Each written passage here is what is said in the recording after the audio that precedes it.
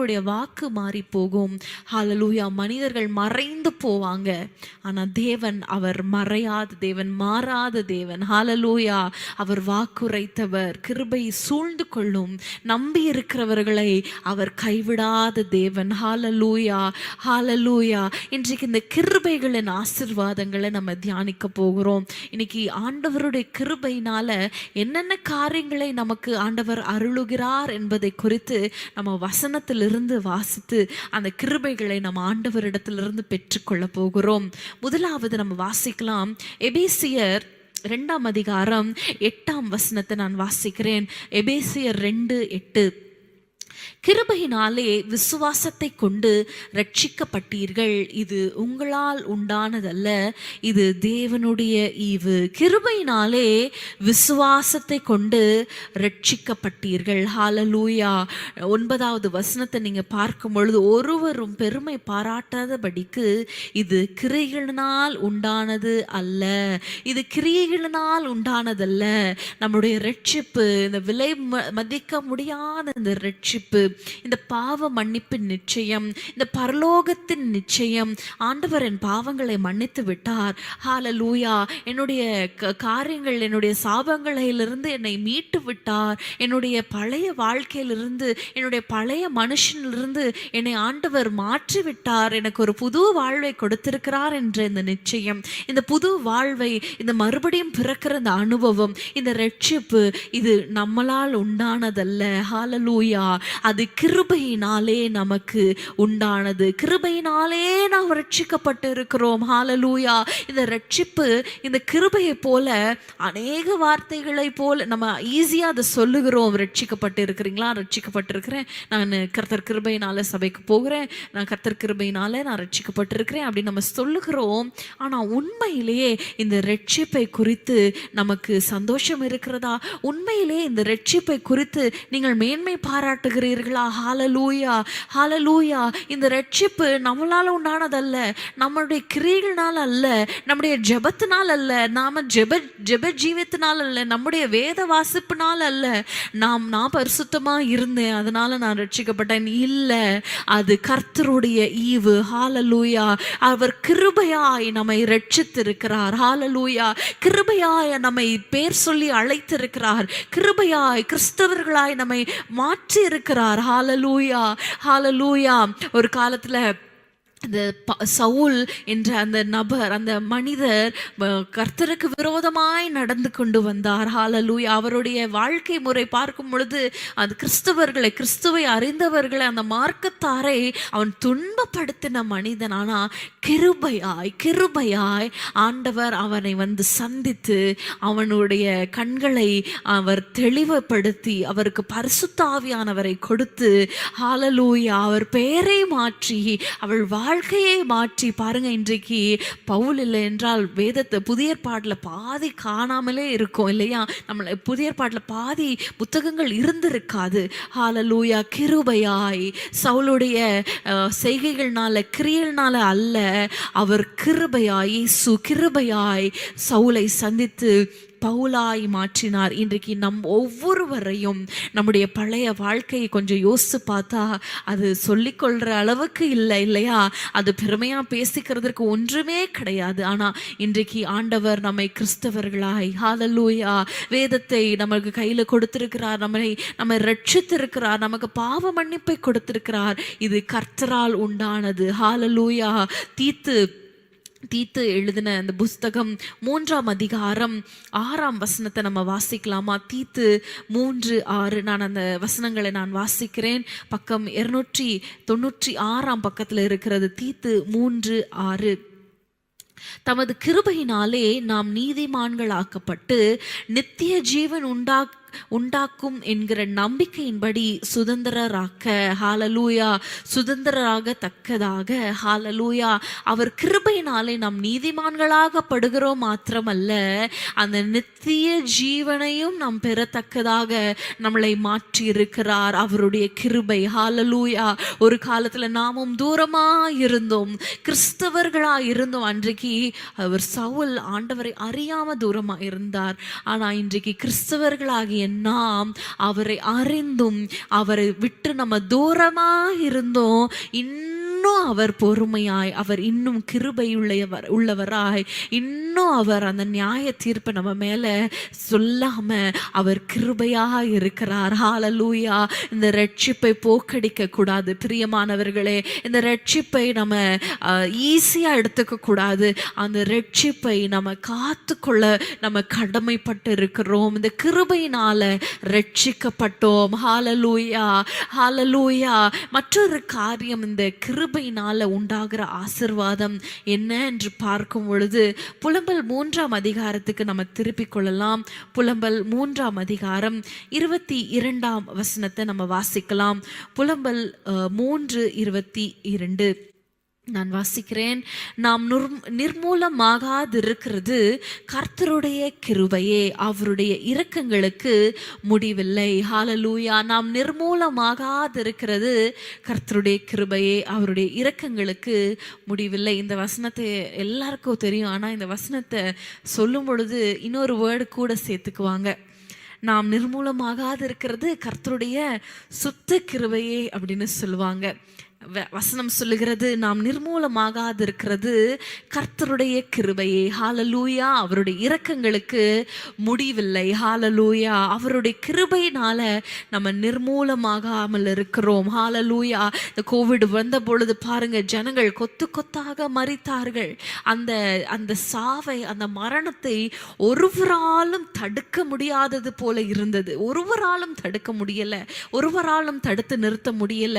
ஆனா பாருங்க, நமக்கோ ஆண்டவர் கிருபையாய் பாதுகாப்பை கட்டளையிட்டார். நாம் நிர்மூலமாகாதிருப்பது அவருடைய கிருபை. எத்தனை பேர் சொல்றீங்க? கரங்களை உயர்த்தி சொல்லுவீங்களா? ஆண்டவரே உம்முடைய கிருபையினால. ஹல்லேலூயா. அந்த கிருபையின் மற்றொரு ஆசீர்வாதம் என்ன? அவர் நமக்கு பாதுகாப்பை தருகிற தேவனாய் இருக்கிறார். ஆதியாகமம் 6ஆம் அதிகாரம் 8ஆம் வசனத்துல நோவாவை குறித்து நம்ம பார்க்கிறோம். ஆதியாகமம் 6ஆம் அதிகாரம் 8ஆம் வசனத்தை நம்ம திருப்பிக் கொள்வோமா? எல்லாருக்கும் தெரிந்த சம்பவம் தான். ஆதியாகமம் 6:8 நான் வாசிக்கிறேன். வசனம் சொல்லுகிறது, நோவாவுக்கோ கர்த்தருடைய கண்களில் கிருபை கிடைத்தது. ஹல்லேலூயா. நோவாவுக்கோ, but Noah found grace in the eyes of the Lord. Hallelujah. அங்க நிறைய ஜனங்கள் வாழ்ந்தாங்க, அங்க நிறைய ஜனங்கள் வசித்து கொண்டு இருந்தாங்க. ஆனா அந்த ஜன கூட்டத்துல நோவாவுக்கோ கர்த்தருடைய கண்கள்ல கிருபை கிடைத்தது. ஹல்லேலூயா, ஹல்லேலூயா. அந்த பேழைக்குள்ள வந்தவங்க எல்லாம் பாதுகாக்கப்பட்டாங்க. ஹல்லேலூயா. இன்றைக்கும் அந்த கிருபையாகிய பேழைக்குள்ள வர ஒரு நிமிஷம் கண்களை மூடி ஆண்டவர் சமூகத்துல, ஹல்லேலூயா, ஆண்டவரே உம்முடைய கிருபை மாத்திரம் இருந்தால் போதும், நாங்கள் நிர்மூலமாகாமல் இருப்போம் சொல்லுவீங்களா? ஆண்டவரே உம்முடைய கிருபை மாத்திரம் இருந்தால் போதும், ஆண்டவரே உம்முடைய கிருபை மாத்திரம்தான் எங்களை பாதுகாக்க முடியும். அன்றைக்கு நோவாவை அவ்வளோ பெரிய ஜல பிரளயத்துல அவரையும் அவர் குடும்பத்தை மாத்திரம் ஆண்டவர் காப்பாற்றினார். ஏன்னா நோவாவுக்கு கர்த்தருடைய கண்கள்ல கிருபை. இன்னைக்கு இந்த உலகத்துல எவ்வளோ பிரச்சனைகள், போராட்டங்கள். ஹல்லேலூயா. நம்ம ரோட்ல ஒழுங்கா போனா கூட ஓட்டிட்டு வரவங்க எப்படியோ ஓட்டுறாங்க. ஹல்லேலூயா. குடித்து விட்டு ஓட்டுறாங்க, இடித்து விட்டு மரணங்கள் சாதாரணமாய் நடைபெற்று கொண்டு இருக்கிறது. ஆனா நோவாவுக்கோ கர்த்தருடைய கிருபை. ஜலப்பிரளயத்திலிருந்து நோவாவுக்கு கிருபை, அழிவிலிருந்து நோவாவுக்கு கிருபை, அழிவிலிருந்து நாசத்திலிருந்து நோவாவுக்கும் குடும்பத்துக்கும் கிருபை. இன்னைக்கு ஆண்டவரிடத்துல கேட்பீங்களா? ஆண்டவரே எனக்கு உம்முடைய கிருபை வேணும், உம்முடைய பாதுகாக்கிற கிருபை. ஹல்லேலூயா.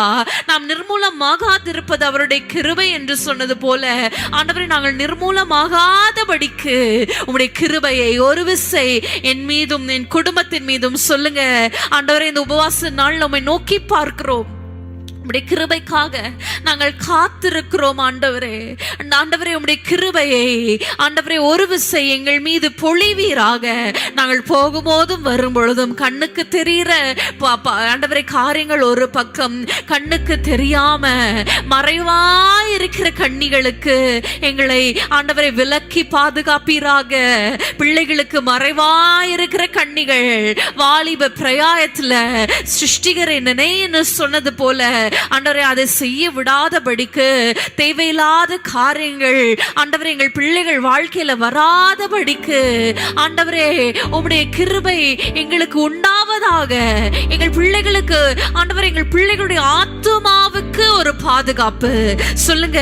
பிள்ளைகளுடைய ஆத்துமாவுக்கு, பிள்ளைகளுடைய சரீரத்துக்கு, வாலிப பிள்ளைகளுடைய சரீரத்துக்கு பாதுகாப்பு. ரீதாலா ஷகரா பாலுதடபா, பரிசுத்த பாதுகாப்பு உண்டாவதாக. எங்கள் போக்கிலும் வரத்திலும் ஆண்டவரே, நாங்கள் உள்ளே போகும் பொழுதும் வெளியே வரும் பொழுதும் தேவரே உம்முடைய பாதுகாப்பின் கரம், உம்முடைய பாதுகாக்கிற கிருபை எங்களை சூழ்ந்து கொள்வதாக. ஆண்டவரே, எங்களால முடியாதப்பா ஆண்டவரே, கோவிட் திரும்பவும் ரைஸ் ஆகி கொண்டு இருக்கிறது, ஸ்ப்ரெட் ஆகி கொண்டு இருக்கிறது நாங்கள் கேள்விப்படுகிறோம். எங்களால எங்களை காப்பாற்ற முடியாது. எங்களால ஆண்டவரே எங்கள் பிள்ளைகளை, குடும்பத்தை காப்பாற்ற முடியாது. தேவரே உம்முடைய கிருபையை எங்களுக்கு ஆண்டவரே பொழிவீராக. உமக்கு ஸ்தோத்திரம். உமையே நம்பி இருக்கிறோம். இயேசுவின் நாமத்தில் பிதாவே, ஆமென். ஹல்லேலூயா. நம்மளை பலப்படுத்துகிற பாதுகாக்கிற கிருபை. ஹல்லேலூயா, ஹல்லேலூயா. நாம் நிர்மூலமாகாதிருப்பது அவருடைய கிருபை. ஹல்லேலூயா.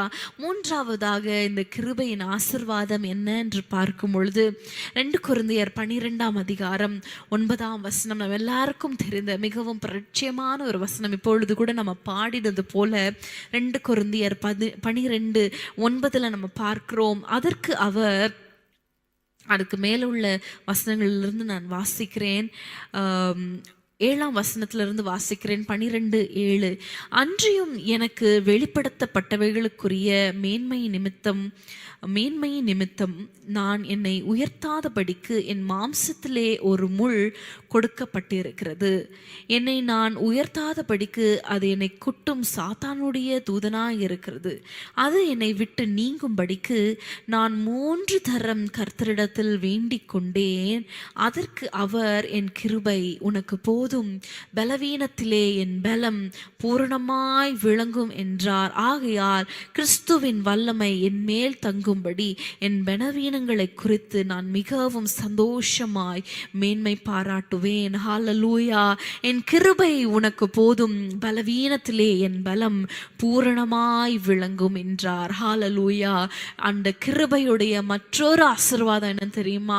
ஆண்டவர் நமக்கு கிருபைகளை கொடுக்கிறார் என்றால் நம்ம பலவீனப்படும் பொழுது அந்த கிருபை நம்மளை பலப்படுத்தும். ஹல்லேலூயா. என்னை பலப்படுத்துகிற கிறிஸ்துவாலே எல்லாவற்றையும் செய்ய எனக்கு பலனுண்டு என்று சொல்லத்தக்கதாக அந்த கிருபை நம்மளை பலப்படுத்தும். ஹல்லேலூயா. இன்றைக்கு பலவீனத்தோடு பார்த்து கொண்டு இருக்கிறீங்களா? சரீரத்துல சோர்ந்து போய் காணப்படுறீங்களா? பலனே இல்லை, ஜெபிப்பதற்கு பலன் இல்லை, உட்கார்வதற்கு நடப்பதற்கு கூட பலன் இல்லை, எழுந்து நிற்பதற்கு பலன் இல்லை என்று சொல்றீங்களா? இன்றைக்கு அவருடைய கிருபையை சார்ந்து கொள்ளுங்கள். ஹல்லேலூயா. அவருடைய கிருபையை சார்ந்து கொள்ளும் பொழுது வேதம் சொல்கிறது, என் கிருபை உனக்கு போதும், உங்களுக்கு போதும். உங்களுடைய பலவீனத்துல அவருடைய பலன் பூரணமாய் விளங்கும். ஹல்லேலூயா, ஹல்லேலூயா, ஹல்லேலூயா. அந்த முள் இருக்கிறது, ஆனா அதை பற்றி கவலை இல்லை. ஹல்லேலூயா.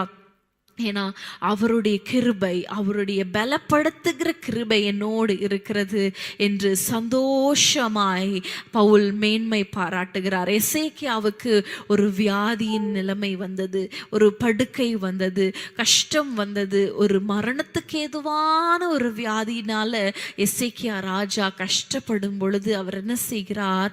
அவர் ஆண்டவரை நோக்கி அவர் விண்ணப்பம் செய்கிறார். சுவர் புறமாய் திரும்பி அவர் இருக்கிற இடத்துல இருந்தே, அப்படியே அவர் படுத்த நிலையில இருந்தே ஆண்டவரை நோக்கி பார்க்கிறார். ஆண்டவரே, இந்த காரியத்துல இருந்து எனக்கு விடுதலை கொடுங்க, என்னுடைய ஆயுசு நாட்களை கூட்டி கொடுங்கன்னு சொல்லும் பொழுது ஆண்டவர் அவருக்கு கிருபை செய்தார். ஹல்லேலூயா.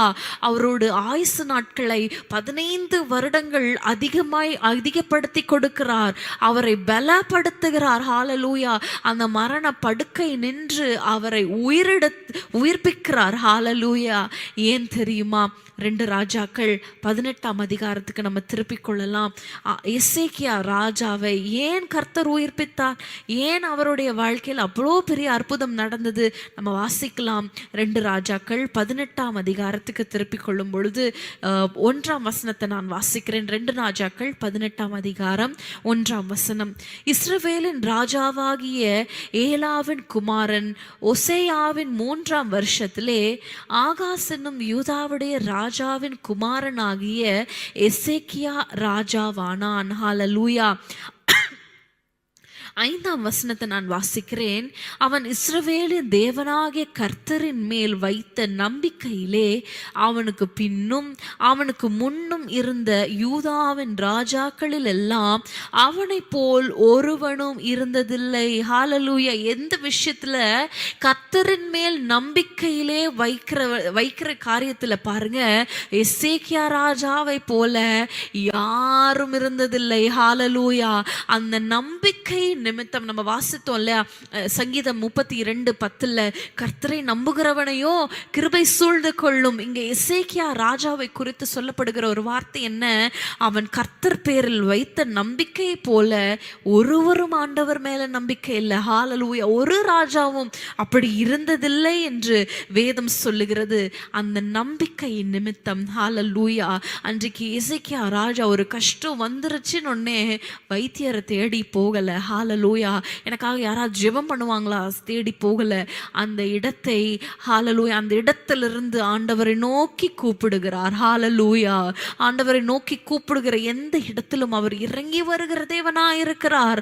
ஹalleluya. அவர் இறங்கி வந்து அற்புதங்களை செய்கிற தேவனாய் இருக்கிறார். அந்த நம்பிக்கை பாருங்க, கர்த்தர் மேல வைக்கிற நம்பிக்கை எதுவா இருந்தாலும் சரி, நான் என் தேவனை நோக்கி கூப்பிடுவேன், அவர் எனக்கு மறு உத்தரவு கொடுப்பார். நான் என் தேவனை நோக்கி அபயமிடுவேன். என் ஆபத்து நாளில் நான் என்னை தேவனை நோக்கி கூப்பிடுவேன், அவர் என்னை விசாலத்தில் கொண்டு போய் விடுவார் என்று சொன்னது போல இன்றைக்கு உங்களை பலவீனப்படுத்துகிறது ஒருவேளை சரீர பிரகாரமான காரியங்களா இருக்கலாம். உங்களை கூனி குறுகி பண்ண செய்கிறது ஒருவேளை உங்களுடைய பொருளாதார நிலையா இருக்கலாம். எதுவா இருந்தாலும் சரி, கரங்களை உயர்த்தி சொல்வீங்களா? ஆண்டவரே, உம்மை நான் நம்பி இருக்கிறேன். ஹalleluya. உம்மையே நான் நம்பி இருக்கிறேன். ஹalleluya. உம்மை மாத்திரம் நம்பி இருக்கிறேன் அப்பா. எசேக்கியா ராஜாவுக்கு சுகத்தை தந்த தேவன், எசேக்கியா ராஜாவுடைய சரீரத்தை உயிர்ப்பித்த தேவன், எசேக்கியா ராஜாவுடைய ஆண்டவரே அந்த சரீரத்துல பலனை தந்த தேவன். ஹalleluya.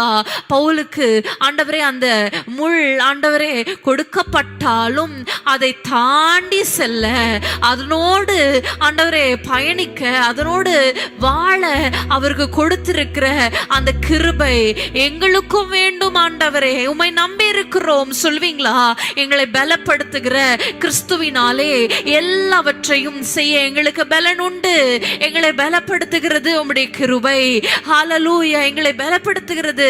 என் கிருபை உனக்கு போதும், என் பலவீனத்திலே உம்முடைய பலன் பூரணமாய் விளங்கும்னு சொன்னது போல உம்முடைய பெர்ஃபெக்ட் கிரேஸ் ஆண்டவரே எங்களுக்காக அது வெளிப்படுவதாக. எங்கெல்லாம் சரீரம் பலவீனப்பட்டு இருக்கிறதோ அங்க உங்கள் கைகளை வைத்துக் கொள்ளுங்க. ஆண்டவரே, உங்க கிருபை போதும். வாய்களை திறந்து சொல்லுங்க, கிருபை போதும், உங்க கிருபை போதும், உங்க கிருபை போதும். ஆண்டவரே, வாய்களை திறந்து சொல்லுங்க. ஓ ஹalleluya. உங்க கிருபை போதும், உங்க கிருபை போதும் ஆண்டவரே.